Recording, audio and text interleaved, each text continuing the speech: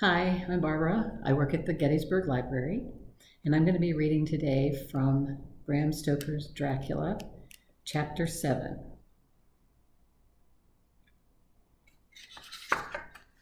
Cutting from the Daily Graph, 8 August.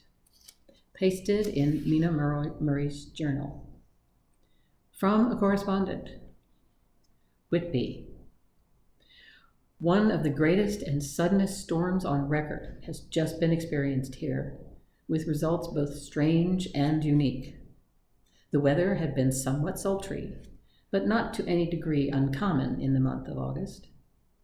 Saturday evening was as fine as was ever known, and the great body of holiday-makers laid out yesterday for visits to Mulgrave Woods, Robin Hood's Bay, Rig Mill, Runswick, Staithes, and the various trips in the neighborhood of Whitby.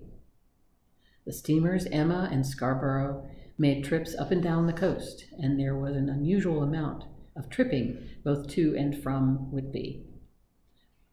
The day was unusually fine until the afternoon, when some of the gossips who frequent the East Cliff churchyard and from that commanding eminence watch the wide sweep of sea visible to the north and east, called attention to a sudden show of mare's tails high in the sky to the northwest.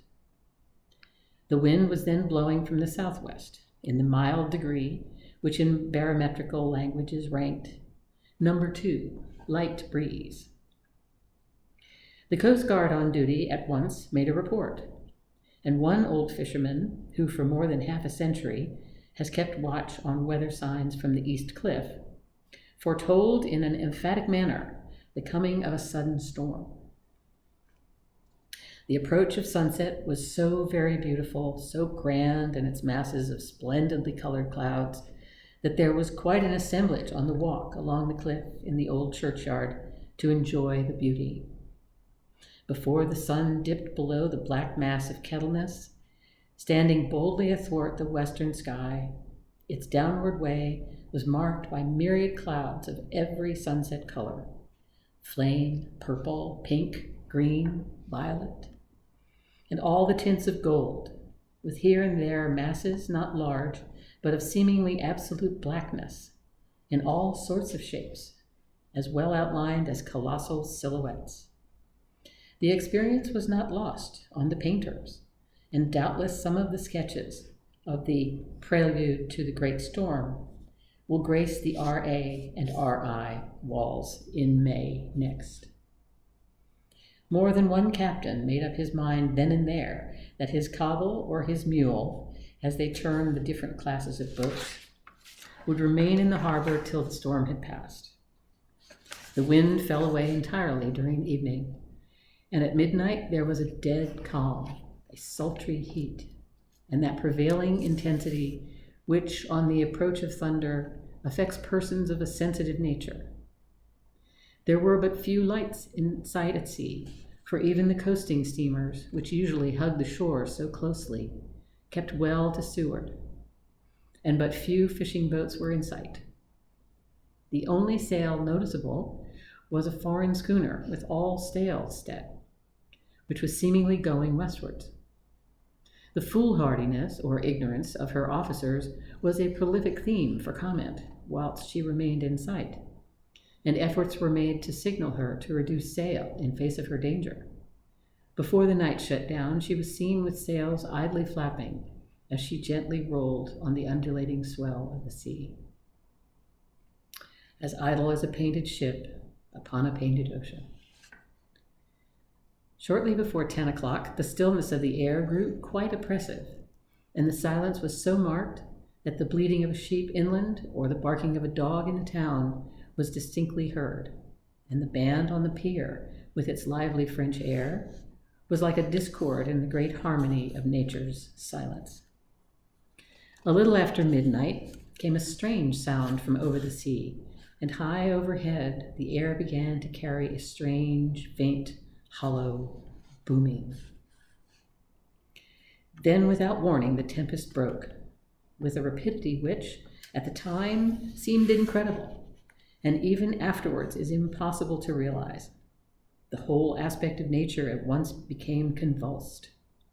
The waves rose in growing fury, each overtopping its fellow, till in a very few minutes the lately glassy sea was like a roaring and devouring monster. White-crested waves beat madly on the level sands and rushed up the shelving cliffs. Others broke over the piers, and with their spume swept the lanterns of the lighthouses which rise from the end of either pier of Whitby Harbor. The wind roared like thunder and blew with such force that it was with difficulty that even strong men kept their feet, or clung with grim clasp to the iron stanchions. It was found necessary to clear the entire piers from the mass of onlookers, or else the fatalities of the night would have been increased manifold.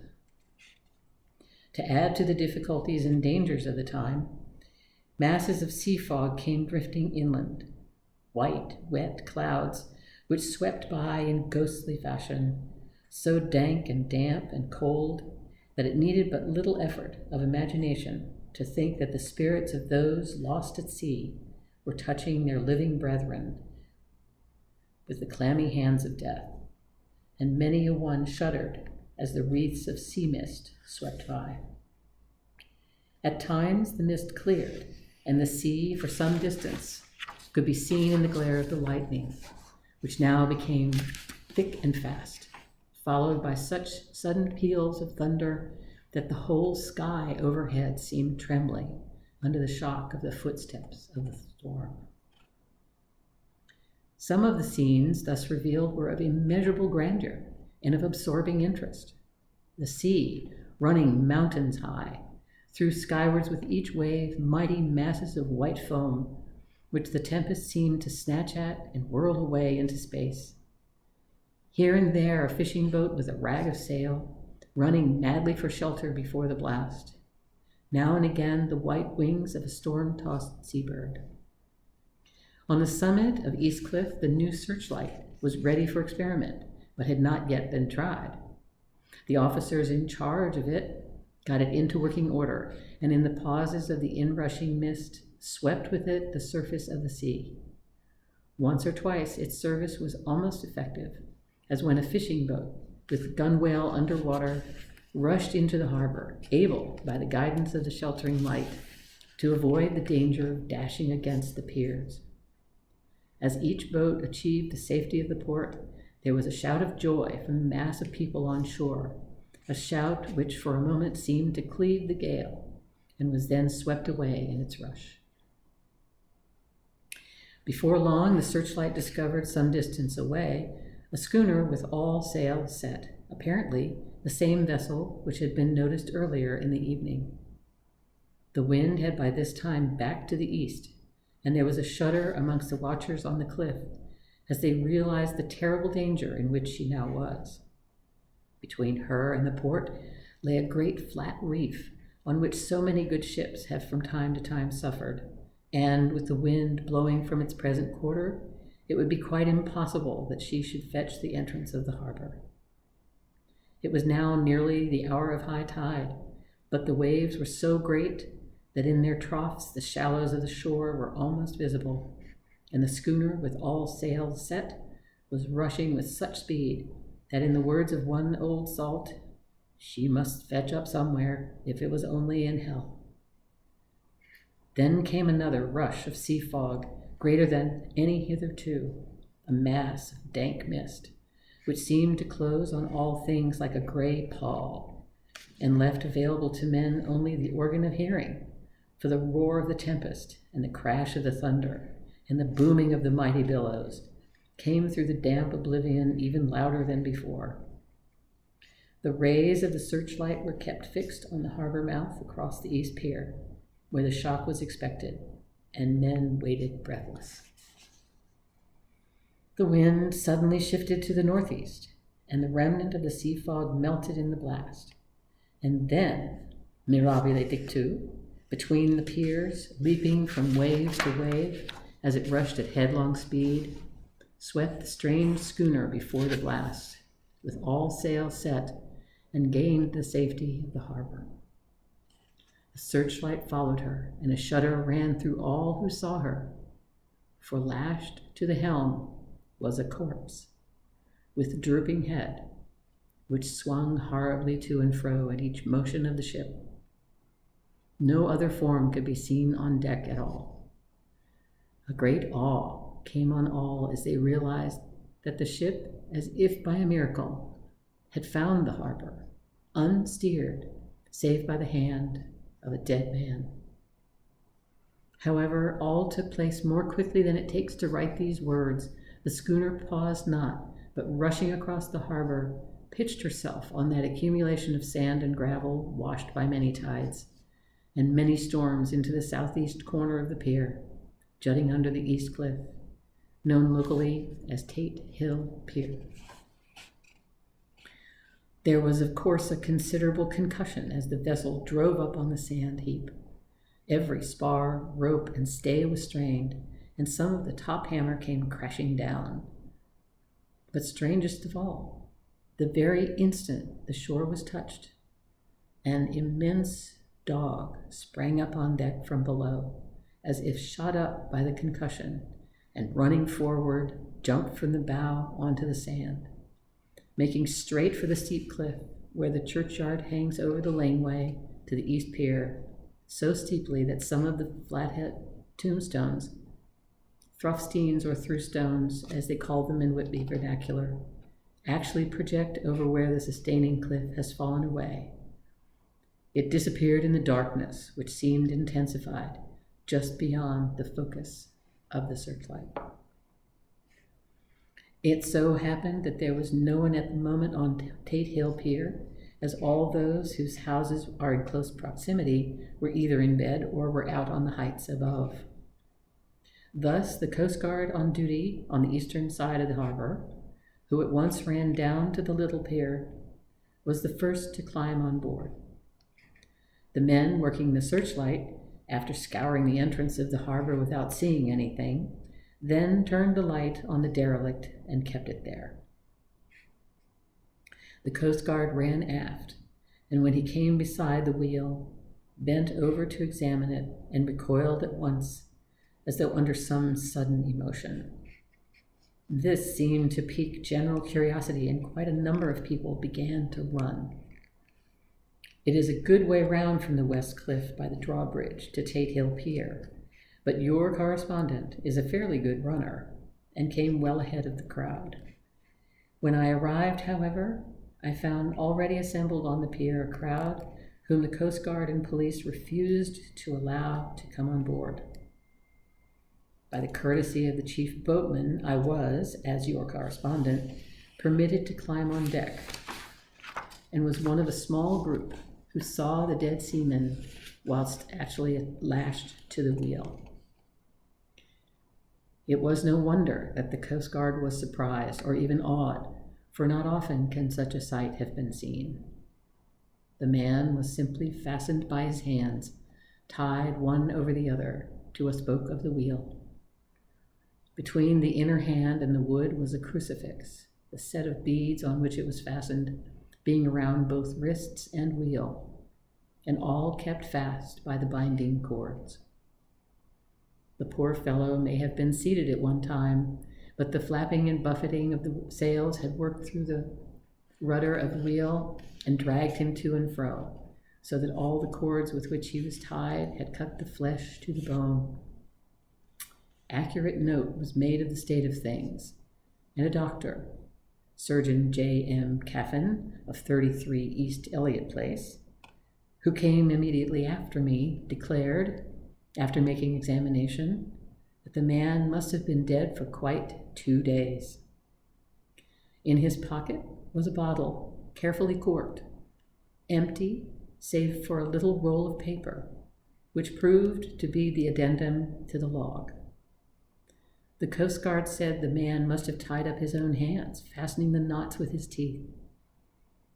The fact that a Coast Guard was the first on board may have some complications later on in the Admiralty Court, for Coast Guards cannot claim the salvage, which is the right of the first civilian entering on a derelict.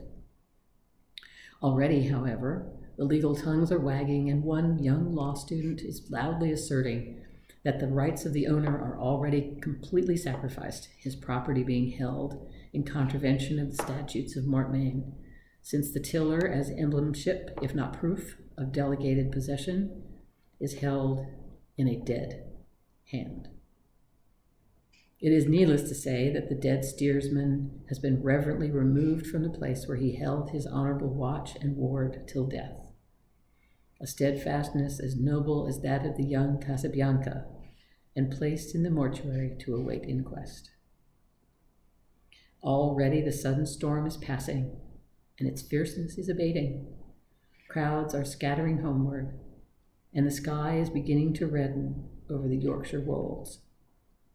I shall send, in time for your next issue, further details of the derelict ship which found her way so miraculously into harbor in the storm. Whitby, 9 August. The sequel to the strange arrival of the derelict in the storm last night is almost more startling than the thing itself. It turns out that the schooner is a Russian from Varna and is called the Demeter. She is almost entirely in ballast of silver sand, with only a small amount of cargo, a number of great wooden boxes filled with mold. This cargo was assigned to a Whitby solicitor, Mr. S. F. Billington of 7 The Crescent, who this morning went aboard and formally took possession of the goods consigned to him. The Russian consul, too, acting for the charter party, took formal possession of the ship and paid all harbor dues, etc.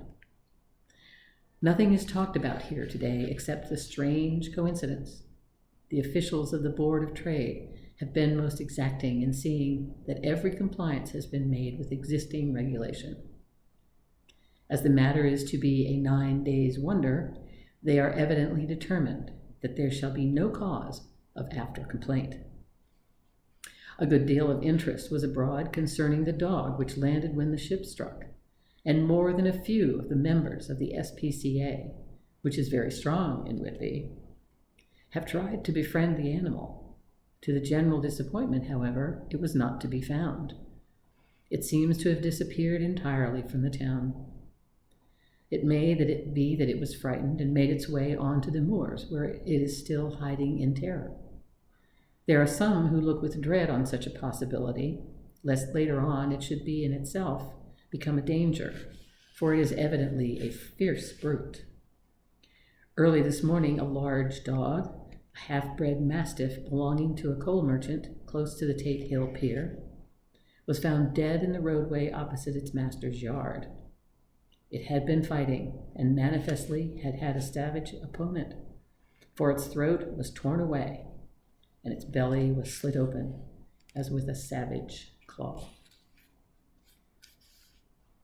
Later, by the kindness of the Board of Trade Inspector, I have been permitted to look over the logbook of the Demeter, which was in order up to within 3 days, but contained nothing of special interest except as to facts of missing men. The great interest, however, is with regard to the paper found in the bottle, which was today produced at the inquest, and a more strange narrative than the two between them unfold it has not been my lot to come across. As there is no motive for concealment, I am permitted to use them, and accordingly send you a rescript, simply omitting technical details of seamanship and supercargo. It almost seems as though the captain had been seized with some kind of mania before he had got well into blue water, and that this had developed persistently throughout the voyage. Of course, my statement must be taken cum grano, since I am writing from the dictation of a clerk of the Russian consul, who kindly translated for me, time being short.